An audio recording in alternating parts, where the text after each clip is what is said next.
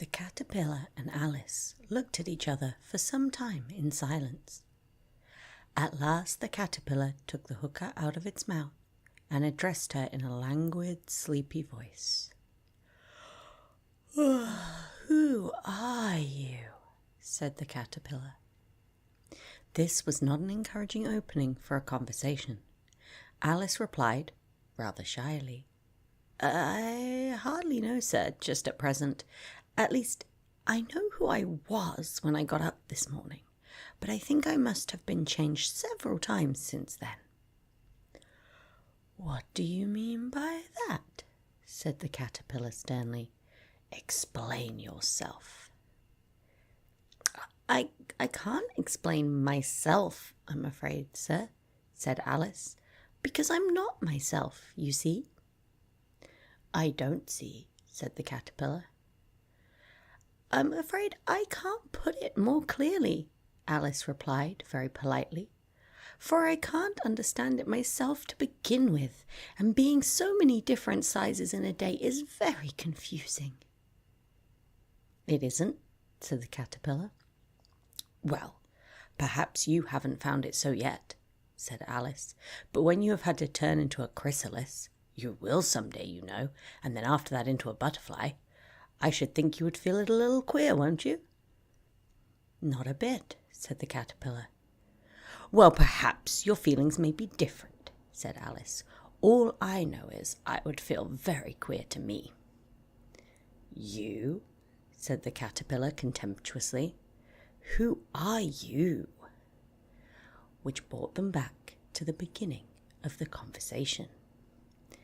Alice felt a little irritated at the caterpillars making such very short remarks, and she drew herself up and said very gravely,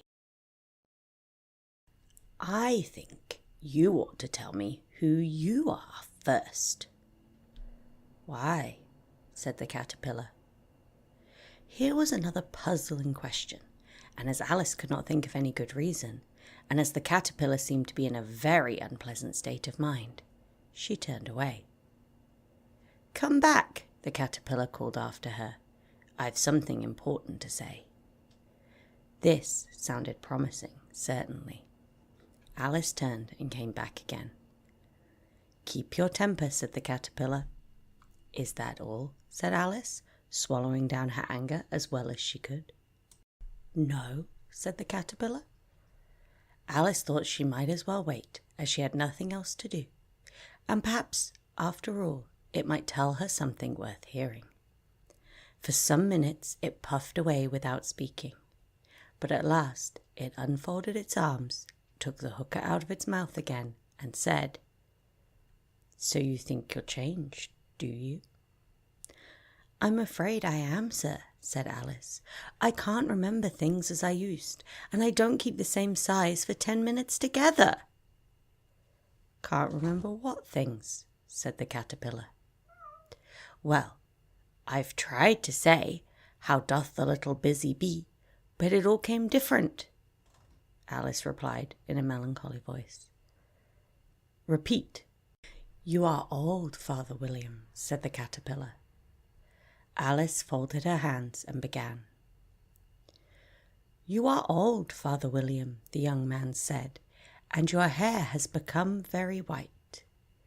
And yet you incessantly stand on your head. Do you think at your age it is right?"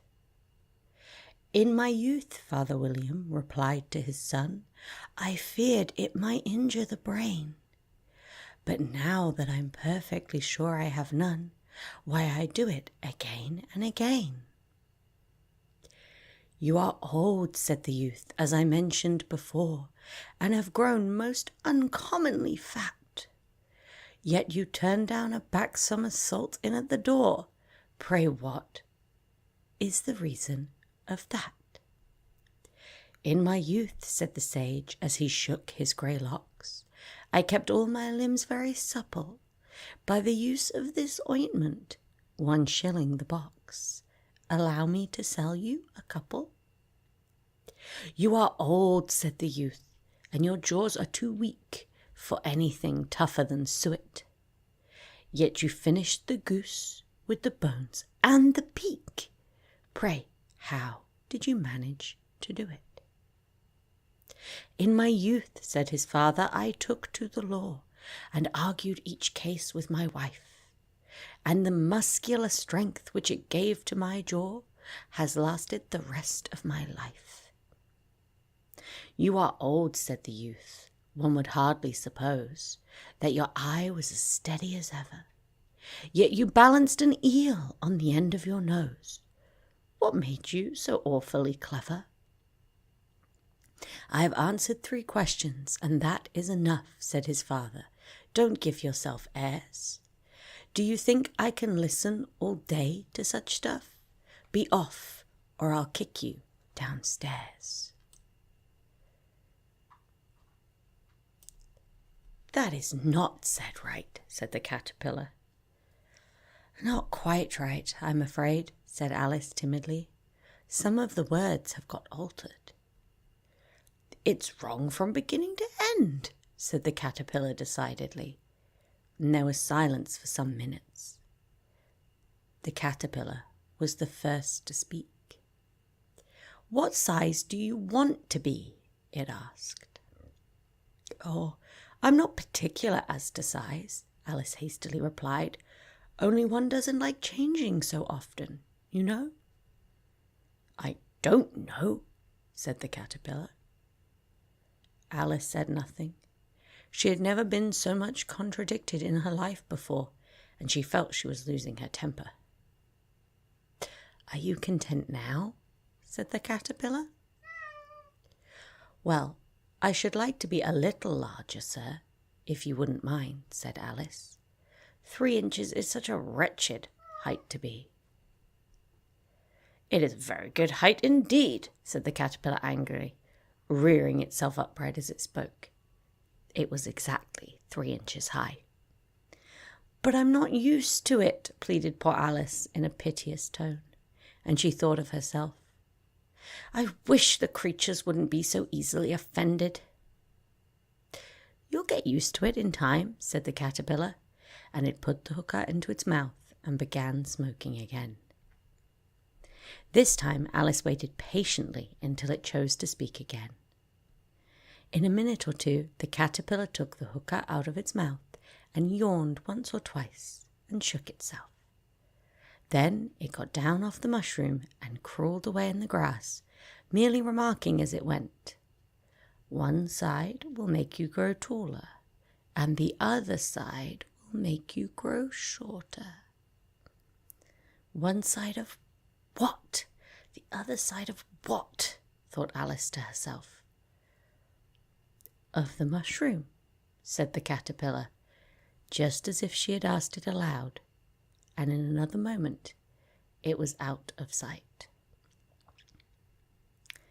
Alice remained looking thoughtfully at the mushroom for a minute, trying to make out which were the 2 sides of it, and as it was perfectly round, she found this a very difficult question. However, at last she stretched her arms around it as far as they would go, and broke off a bit of the edge with each hand. And now, which is which? She said to herself, and nibbled a little of the right-hand bit to try the effect. The next moment she felt a violent blow underneath her chin. It had struck her foot. She was a good deal frightened by this very sudden change, but she felt there was no time to be lost, as she was shrinking rapidly. So she set to work at once to eat some of the other bit. Her chin was pressed so closely against her foot that there was hardly room to open her mouth, but she did at last, and managed to swallow a morsel of the left-hand bit. "Come, my head's free at last," said Alice in a tone of delight, which changed into alarm in another moment, when she found her shoulders were nowhere to be found. All she could see, when she looked down, was an immense length of neck, which seemed to rise like a stalk out of a sea of green leaves that lay far below her. "What can all that green stuff be?" said Alice, "and where have my shoulders got to? And, oh, my poor hands, how is it that I can't see you?" She was moving them about as she spoke, but no result seemed to follow, except a little shaking among the distant green leaves.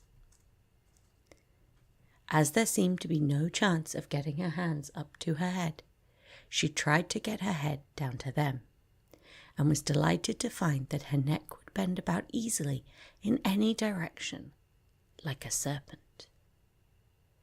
She had just succeeded in curving it down into a graceful zigzag, and was going to dive in among the leaves, which she found to be nothing but the tops of the trees under which she had been wandering, when a sharp hiss made her draw back in a hurry.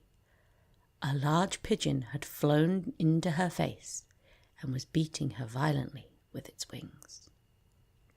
"Serpent!" screamed the pigeon. "I'm not a serpent," said Alice indignantly. "Leave me alone." "Serpent, I say again," repeated the pigeon, but in a more subdued tone, and added with a kind of sob, "I've tried every way, and nothing seems to suit them." "I haven't the least idea what you're talking about," said Alice. "I've tried the roots of trees, and I've tried banks, and I've tried hedges," the pigeon went on, without attending to her. "But those serpents, there's no pleasing them." Alice was more and more puzzled, but she thought there was no use in saying anything more till the pigeon had finished. "As if it wasn't trouble enough hatching eggs," said the pigeon. "But I must be on the lookout for serpents night and day. Why, I haven't had a wink of sleep these 3 weeks. "I'm very sorry you've been annoyed," said Alice, who was beginning to see its meaning. "And just as I'd taken the highest tree in the wood," continued the pigeon, raising its voice to a shriek, "and just as I was thinking I should be free of them at last, they must needs come wiggling down from the sky, a serpent." But I'm not a serpent, I tell you," said Alice. I'm a... "Well, what are you?" said the pigeon. "I can see you're trying to invent something." "I'm a little girl," said Alice, rather doubtfully, as she remembered the number of changes she had gone through that day. "A likely story indeed," said the pigeon in a tone of the deepest contempt. "I've seen a good many little girls in my time, but never one with such a neck as that. No, you are a serpent, and there's no use denying it. I suppose you'll be telling me next that you've never tasted an egg." "I have tasted eggs, certainly," said Alice, who was a very truthful child, "but little girls eat eggs quite as much as serpents do, you know." "I don't believe it," said the pigeon, "but if they do, why, then they're a kind of serpent, that's all I can say." This was such a new idea to Alice that she was quite silent for a minute or two, which gave the pigeon the opportunity of adding, "You're looking for eggs. I know that well enough. What does it matter to me whether you're a little girl or a serpent?" "It matters a good deal to me," said Alice hastily, "but I'm not looking for eggs as it happens, and if I was, I wouldn't want yours. I don't like them raw." "Well, be off then," said the pigeon in a sulky tone, as it settled down again into its nest. Alice crouched down among the trees as well as she could, for her neck kept getting entangled among the branches, and every now and then she had to stop and untwist it.